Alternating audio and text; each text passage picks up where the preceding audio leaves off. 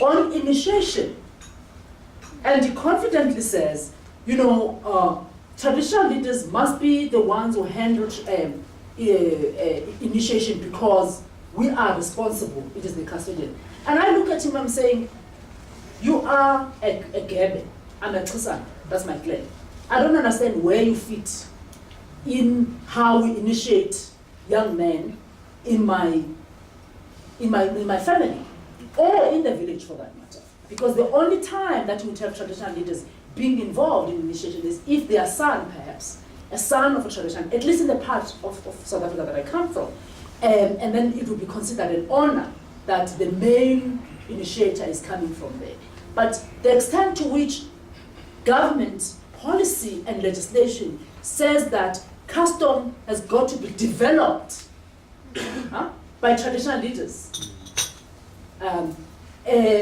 that's a colonial construction, which even I have had to take 7 years out of my time to try and understand and unpack this thing and try and understand what it is. So that is part of the equation of customary law and traditional leadership. The second one is a move, conscious or unconscious, towards codification of customary law. You know, by people who are against codification of customary law, but that's what they do. The third one is a cynical one, which assumes that when you have traditional leaders supporting you, you have communities, rural communities, behind you for elections. The fourth one is an even more cynical one, is around control of resources, whether it's mineral wealth, whether it's land, and these affect communal tenure. These affect the extent to which you can give people title deeds. These affect the extent to which people can be self-governing. These also affect, by the way, the status of local government in communities. Because now you have a very strong fourth tier of government, that is traditional councils that have not even had their own elections as they are supposed to, right? So they can easily undermine that, and they know that they have better influence, especially those who reside in communities where there are mineral deposits and other resources. Now, what do we do?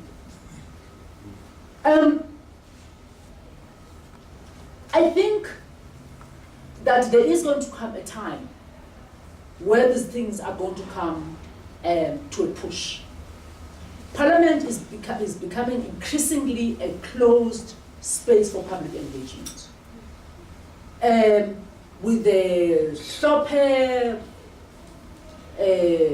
Moseneke, Nkabinde, shenanigans, and the Constitutional Court and JSC, I'm not even sure about whether the Constitutional Court is going to be able, in the long run, to be the source to which we appeal in the way that in the last 3 years we've been able to do in terms of customary law. So what do we do? I think firstly we have to accept the fact that the NDP is here. Secondly, we have to accept the fact that come 2030, very little of these projected numbers are going to be there. Thirdly, we have to accept the fact that people are going to die. That people are dying in South Africa as we speak, in these communities. This is part of what we don't want to talk about. This is part of what we try to run away when we only focus on Marikana as the incident on the 16th of August. The level of attrition in communities, the kind of conflict that we've had in the Wild Coast amongst Amambondo around development and lack of development, where neighbors could no longer bury each other. That is what is at stake in this country. Now, Sisi from Lesotho, I don't want to leave an impression that the NDP does not mention gender. It does. Or culture for that matter. It does. The problem is how it does so.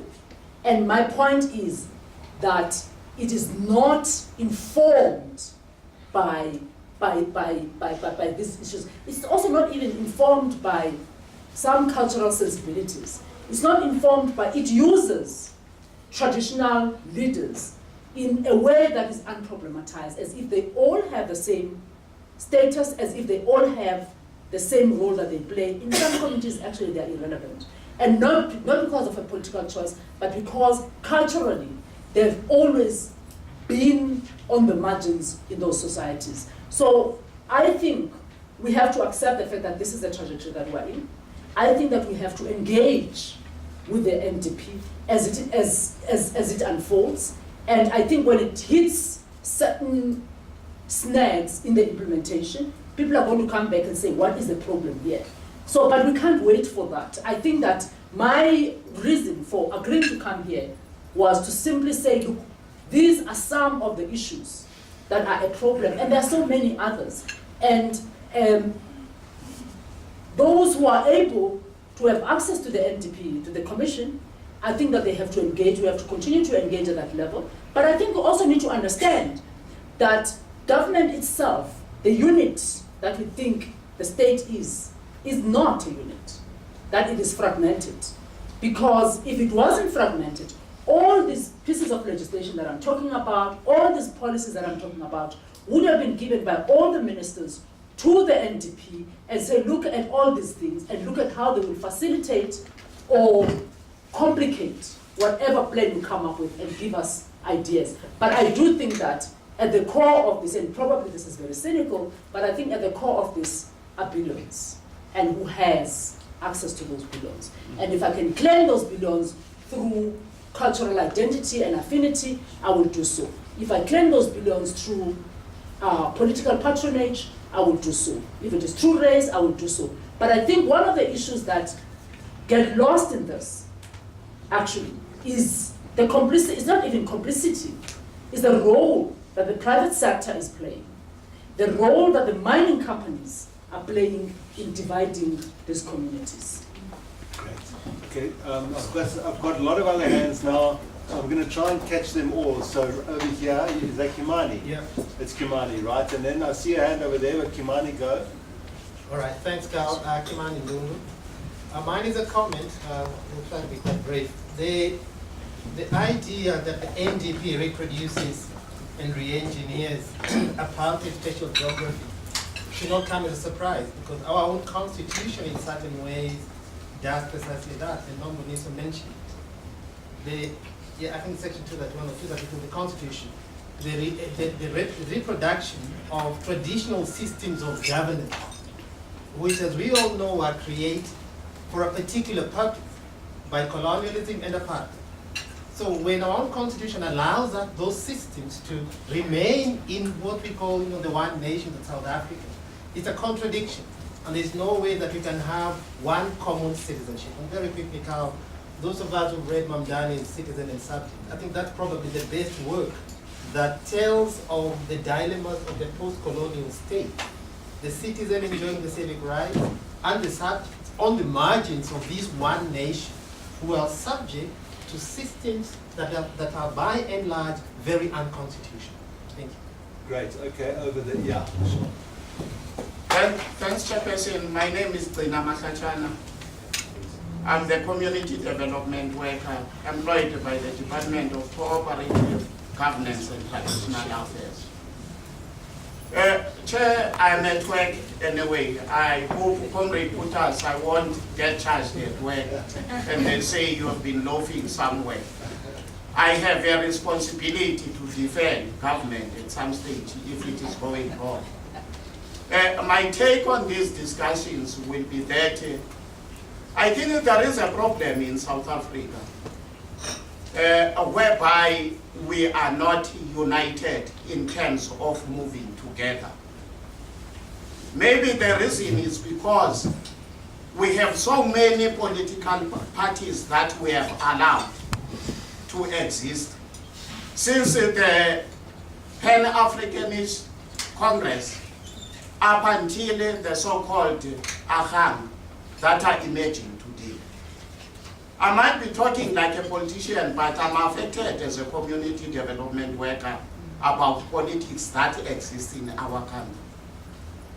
But now the question is that what is the way forward? I fully agree on certain issues, particularly on the Bantustan.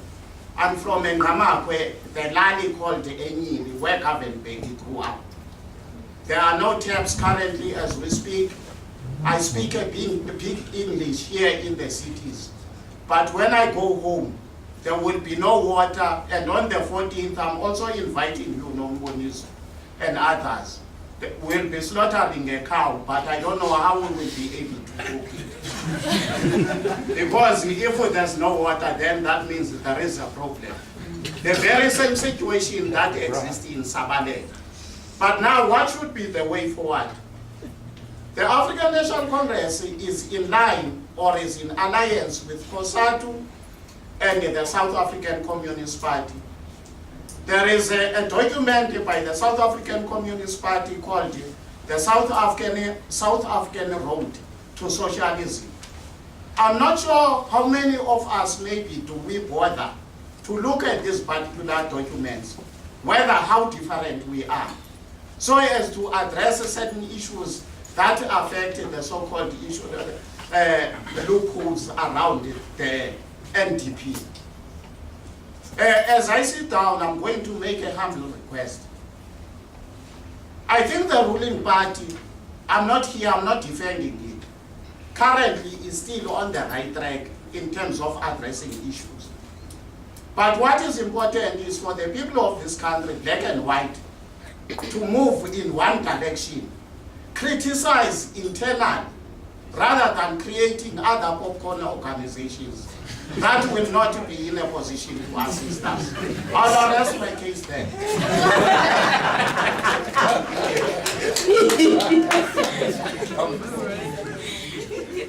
My name is Trudy from Samu.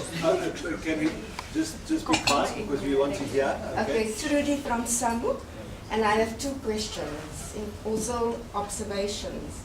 The one is that you said around the absence and silence of a feminist voice. Now, I thought there was one person, one commissioner on the NDP who comes from a feminist background. And maybe my question is the fact that there is an absence of a strong feminist movement, and there are, in fact, feminists around, but maybe silent. What do you think would be important, and how does one begin to galvanize and mobilize those feminist voices? And yeah, I'm not just saying it's females. Males are also feminists. And then the second point is on the question of nation and nation state. What is your take and your view on the role and the importance of self-determination? And here, Orania, for example, is a case in point, and we might sigh in horror at Orania. But yeah, one can draw lessons from them. And what do you think? What's the importance and the role of self-determination? Can I just interject here and say that at SWOP we are organizing something we call the Feminist Roundtable, which is feminist in communities and organizations. So if you're interested in that, please email us or contact us or give us your details so that we can include you in that program of activities. Tony. The problem with the RDP is that the RDP.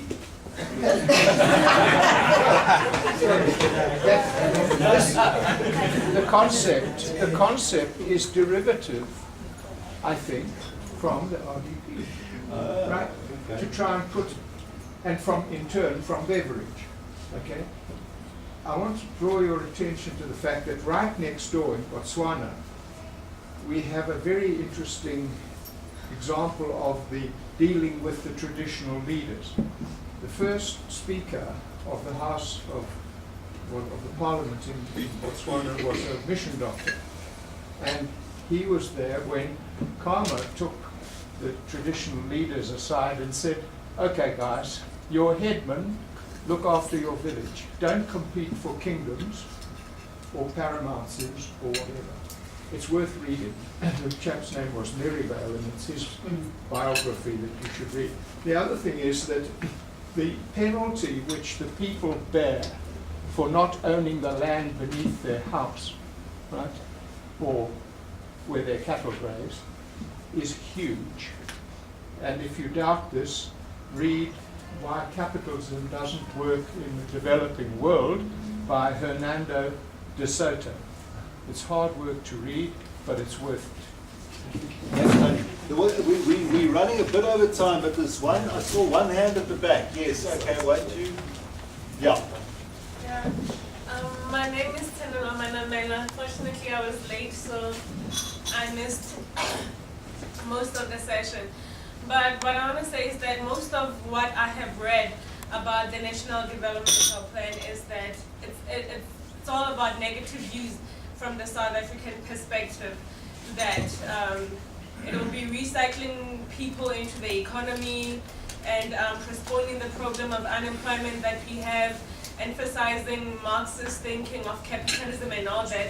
But I just wanted to understand that currently South Africa has a culture of annual strike seasons, and therefore investors are fleeing the country, and mining sectors are threatening to cut off some labor people due to declining in production and revenue. So therefore, isn't it a good idea that at least that the NDP, as the IMF says, that it is good for socio-economic development with the current annual strikes that we're facing in South Africa, that it is employing people into the sector, and at least while others are being retrenched, we are reducing the level of unemployment by creating more job opportunities for others. So I want to understand, why can't we as South Africans look at the positive views within this National Developmental Plan as the IMF and the World Bank does, rather than looking at the negative views that are emphasized within it? Or we will never reach progress in South Africa if we keep on criticizing